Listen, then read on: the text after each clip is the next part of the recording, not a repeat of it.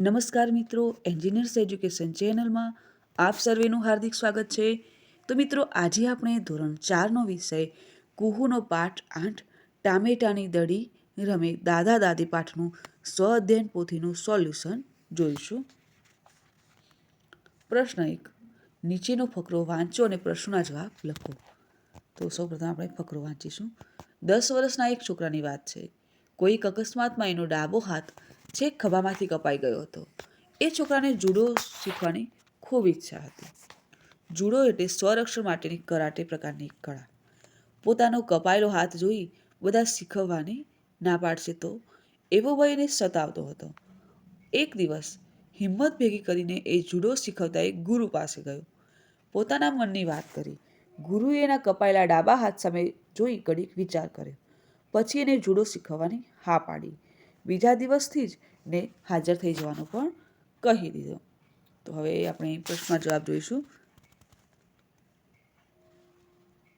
પ્રશ્ન નંબર 1.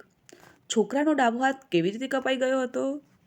તો છોકરાનો ડાબો હાથ એક અકસ્માતમાં કપાઈ ગયો હતો. પ્રશ્ન 2. છોકરાને શું શીખવાની ઈચ્છા હતી? શા માટે?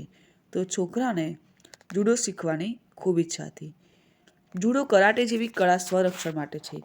આ કળા તેને ખૂબ ગમતી હતી એટલે તેને શીખવાની ઈચ્છા હતી. પ્રશ્ન નંબર 3. ગુરુએ છોકરાને જુડો શીખવવાની શું વિચારીને હા કહી હશે? તો ગુરુએ છોકરાની ઈચ્છા સાંભળી અને ઈચ્છા પૂરી કરવાનું મનોબળ જોઈ હા કહી હશે. પ્રશ્ન નંબર 4. હિંમત ભેગી કરવી એટલે શું? તો હિંમત ભેગી કરવી એટલે ખૂબ હિંમત કરીને કાર્ય સફળ કરવાના પ્રયત્નો કરવા. પ્રશ્ન નંબર 5. નીચેના શબ્દોનો ઉપયોગ કરી વાક્યો બનાવો. શબ્દ છે સ્વરક્ષણ. વાક્ય બનાવીશું. બાળકને નાનપણથી સ્વરક્ષણની તાલીમ આપવી જોઈએ. બીજો શબ્દ છે ઘડી. તો વાક્ય બનાવીએ. શિક્ષક ઘડીક માટે વર્ગની બહાર ગયા તો બાળકો વર્ગમાં તોફાન કરવા લાગ્યા. પ્રશ્ન નંબર 2. ચિત્રને આધારે લીટી દોરેલા શબ્દો સાચા શબ્દો મૂકી ફકરો લખો. તો ચિત્રને આધારે આપણે ફકરો ફરીવાર લખીશું. તો ફકરો વાંચીએ. દાદા અને દાદી ખાટલો ઉલેચી રહ્યા છે. એક બેન કૂવામાંથી મશીનની મદદથી પાણી ઉકેલી રહ્યા છે. તો ઉકેલીની જગ્યાએ શું આવશે? ઉલેચી રહ્યા છે. બીજા એક બહેન ચરખો રંગી રહ્યા છે. તો આમાં શું આવશે કે ફળો વેચી રહ્યા છે. કૂતરું અને મરઘી ફૂલો ખાઈ રહ્યા છે. તો આમાં આવશે કૂતરો અને મરઘી દાણા ખાઈ રહ્યા છે. આ દ્રશ્ય શહેરનું છે. તો શું આવશે કે આ દ્રશ્ય ગામનું છે. પ્રશ્ન નંબર 3. નીચેની ખાલી જગ્યા યોગ્ય શબ્દની મદદથી પૂરો. તો શબ્દો આપેલા છે આપણે કોષ્ટકમાં. એટલે, અને, પણ, પરંતુ અને કારણ કે. તો વાક્ય છે સાહેબ ગુસ્સે થાય ખરા, ખાલી જગ્યા મારે નહીં. તો આવશે પણ મારે નહીં. બીજું વાક્ય આજે જન્માષ્ટમી છે, ખાલી જગ્યા પંજીનો પ્રસાદ મળશે. એટલે આમાં આવશે એટલે. બીજું વાક્ય છે મહેશ ખાલી જગ્યા રોનક ખેતરના શેડે ફરી રહ્યા છે. તો આમાં આવશે મહેશ અને રોનક ખેતરના શેડે ફરી રહ્યા છે. વાક્ય નંબર 4. ગાય રાતી છે, ખાલી જગ્યા તેનું વાછરડું ધોળું છે. તો આમાં આવશે પરંતુ. વાક્ય નંબર 5. દૂરબીનથી દૂરનું સ્પષ્ટ દેખાય છે, ખાલી જગ્યા તેમાં વિવિધ પ્રકારની કાચની વ્યવસ્થા હોય છે. તો આમાં આવશે કારણ કે દૂરબીનથી દૂરનું સ્પષ્ટ દેખાય છે, કારણ કે તેમાં વિવિધ પ્રકારના કાચની વ્યવસ્થા હોય છે. પ્રશ્ન નંબર 4 જોઈશું. કવિતાના શબ્દોનો ઉપયોગ કરી વાક્યો બનાવો. તો પ્રથમ શબ્દ છે ટામેટું. તો શબ્દનો ઉપયોગ કરી વાક્ય બનાવીશું. કહે ટામેટું મને ફ્રીજમાં બહુ ઠંડી લાગે છે. પછીનો શબ્દ છે ફ્રીજ. તો વાક્ય બનાવીશું. મને ફ્રીજમાં બહુ લાગે છે ઠંડી. પછીનો શબ્દ છે દરવાજો. તો વાક્ય બનાવીશું કે ત્યાં દરવાજો ખુલ્યો ફ્રીજનો લેવા માટે ધારી. વાક્ય છે અડકો દડકો. તો વાક્ય બનશે આના કરતા હતા ડાળ પર અડકો દડકો. વાક્ય શબ્દ છે બરફ. તો વાક્ય બનાવીશું કે અહીં તો બસ છે ઠંડી ઠંડી અને બરફના ગામ. શબ્દ છે સૂરજ. તો વાક્ય બનાવશે કે બારીમાંથી સૂરજ જોયો. પછીનો શબ્દ છે ખુશી, તો વાક્ય બને છે નથી ખુશીનો પાર. છેલ્લો શબ્દ છે તડકો, તો વાક્ય બનશે કહે ટામેટા રાજા પહેરો મીઠો મીઠો તડકો. પ્રશ્ન નંબર 5 જોઈશું. નીચેનો ફકરો વાંચો અને સાચા વાક્ય સામે હા જી હા અને ખોટા વાક્ય સામે ના જી ના લખો. તો સૌપ્રથમ આપણે ફકરાનું વાંચન કરીએ. તમે કોઈ દિવસ સબરસ ચાખ્યું છે? આવું તમને કોઈ પૂછે તો મૂંઝાઈ ન જતા, કેમ કે સબરસ એટલે મીઠું. રસોડાનો રાજા કોણ?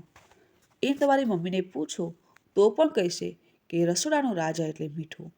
એ કેવી રીતે પાકે છે તે જાણો છો? તે માટે દરિયા કિનારે જમીન પર ક્યારીઓ બનાવી દેવામાં આવે છે. તેમાં દરિયાનું પાણી ભરી દેવામાં આવે છે. ક્યારીઓમાંથી ભરેલા સમુદ્રના પાણીને તડકામાં સૂકવવામાં આવે છે. આમ કરવાથી પાણીનું બાષ્પીભવન થઈ જાય છે, એટલે કે નાની વરાળ બની ઉડી જાય છે. એટલે પાણી વરાળ બની ઉડી જાય છે. ક્યારીઓમાંથી પાણી ઉડી ગયા બાદ માત્ર મીઠું વધે છે. તેના નાના નાના ઢગલા બનાવવામાં આવે છે. મીઠું પકાવવાની આ ક્યારીઓને અગર કહે છે અને મીઠું પકાવનારને અગરિયા. મીઠાઓને નમક, સબરસ, લવણ અથવા લૂણ પણ કહેવામાં આવે છે. કચ્છ બાજુ આપણે પ્રવાસની માટે નીકળીએ તો કચ્છ પ્રદેશમાં પ્રવેશતા જ કચ્છની બારી ગણાતા સુરજબારી પંથકની જતમને મીઠાની ખેતી કરતા અગરિયાઓને મળવાનો લાહવો મળી શકે.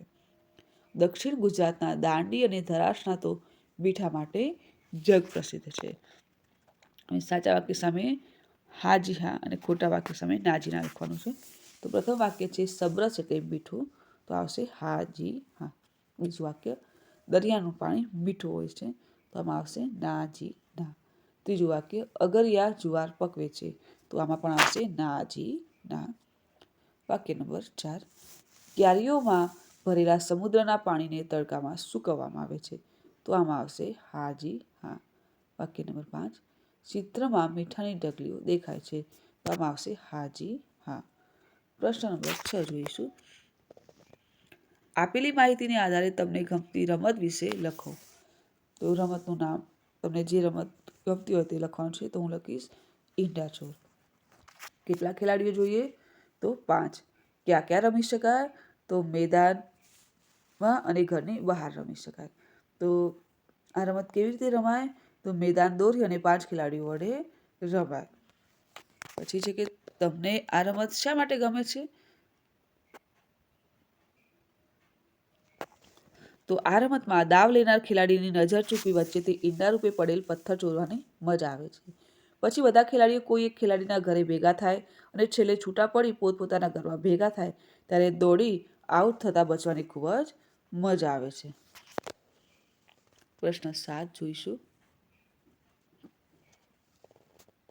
નીચેના વાક્યોમાં શબ્દોના બદલાઈ ગયેલા ક્રમ ગોઠવી વાક્યો ફરીથી લખો.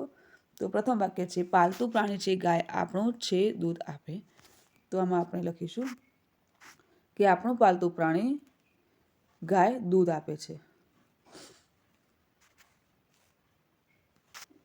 બીજું વાક્ય છે બકરા ઘેટાને વરસાદ નથી ગમતો. તો વાક્ય બનાવીશું કે ઘેટા બકરાને વરસાદ ગમતો નથી. ત્રીજું વાક્ય ખેદાન મેદાન ગયું છે થઈ વાવાઝોડાને કારણે દરિયા કિનારે. તો વાક્ય બનાવીશું કે વાવાઝોડાને કારણે દરિયા કિનારે ખેદાન મેદાન થઈ ગયું છે. વાક્ય નંબર 4 કરતા કરતા હુંસા તુંસી અજયને પગમાં ગયું વાગી. તો વાક્ય બનાવીશું કે હુંસા તુંસી કરતા કરતા અજયને પગમાં વાગી ગયું. વાક્ય નંબર 5 ખૂબ ઊંડું છે પાણી કૂવામાં છે મુશ્કેલ કાઢવું બહાર. તો વાક્ય બનાવીશું કે કૂવામાં પાણી ખૂબ ઊંડું છે, બહાર કાઢવું મુશ્કેલ છે. વાક્ય નંબર 6 ઇન્ટરનેશનલ કક્ષાએ રમાય છે રમત હવે કબડ્ડીની. તો વાક્ય બનાવીશું કે હવે કબડ્ડીની રમત ઇન્ટરનેશનલ કક્ષાએ રમાય છે. વાક્ય નંબર 7 તડકામાં ફૂલો કરમાઈ જાય છે સૂરજના. તો વાક્ય બનાવીશું કે સૂરજના તડકામાં ફૂલો કરમાઈ જાય છે. પ્રશ્ન નંબર 8 જોઈશું. પાઠ્યપુસ્તકના પાના નંબર 151ના આધાર પરની કવિતાને આધારે નીચેના વાક્યોમાંના રેખાંકિત શબ્દોના વિરુદ્ધાર્થી શબ્દો લખો. તો પ્રથમ વાક્ય છે, મને ફ્રીજમાં ખૂબ ગરમી લાગે છે. ટામેટાએ કહ્યું. તો ગરમીનો વિરોધી શબ્દ થશે ઠંડી.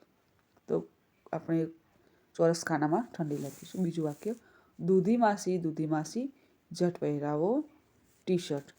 તો આમાં ટી શર્ટની જગ્યાએ આવશે બંડી. ત્રીજું વાક્ય, અમે ઝાડની ડાળ પર લંગડી રમતા હતા. તો લંગડીની જગ્યાએ આપણે લખીશું અડકો દડકો. વાક્ય નંબર 4, ખૂબ આકરો લાગે છે આજે સવારનો તડકો. તો આજેની જગ્યાએ આપણે શું લખીશું ગઈકાલે અથવા ગઈકાલનો. વાક્ય નંબર 5, મૂળાભાઈની ટપલી વાગવાથી ટામેટું ફ્રીજની અંદર ગયું. તો અંદરની વિરુદ્ધાર્થી થશે બહાર. પ્રશ્ન નંબર 9, નીચેના શબ્દોના સમાનાર્થી શબ્દો આપી વાક્ય પ્રયોગ કરો. તો પ્રથમ શબ્દ છે મિત્ર. મિત્રનો સમાનાર્થી થાય ભાઈબંધ, દોસ્ત. વાક્ય બનાવીશું. આર્યનનો મિત્ર દર્શનને તરતા આવડે છે. પછીનો શબ્દ છે ધ્યાનપૂર્વક, તો એકાગ્રતાથી.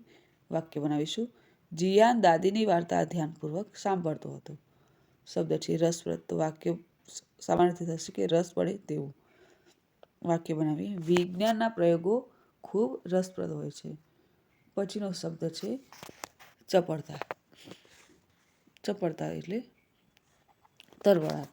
તો વાક્ય બનાવીશું કે હેતમાં કંઈક કરવાની ચપળતા હંમેશ હોય છે.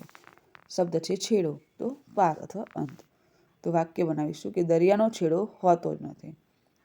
પછીનો શબ્દ છે ખોરાક. તો આહાર. વાક્ય બનાવીશું કે રોગોથી બચવા માટે આપણે સમતોલ આહાર ખાવો જોઈએ. પછીનો શબ્દ છે આવડત. તો કુશળતા. વાક્ય બનાવીએ.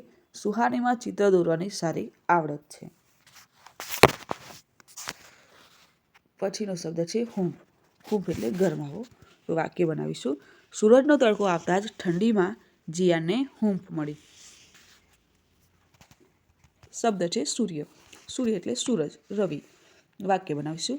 સૂર્ય પૂર્વ દિશામાં ઉગે છે. શબ્દ છે બારણું. તો દરવાજો. વાક્ય બનાવીએ. અમારી નિશાળનું બારણું સાહેબે ખોલ્યું. તો બાળ દોસ્તો, જો તમને મારો આ વિડીયો ગમ્યો હોય તો વિડીયોને લાઈક કરો, શેર કરો અને મારી ચેનલ એન્જિનિયર્સ એજ્યુકેશનમાં જો આપ નવા હો તો મારી ચેનલને સબસ્ક્રાઈબ કરો અને જોતા રહો એન્જિનિયર્સ એજ્યુકેશન ચેનલના નવા વિડીયો. મારો વિડીયો સંપૂર્ણ જોવા બદલ આપ સર્વેનો આભાર.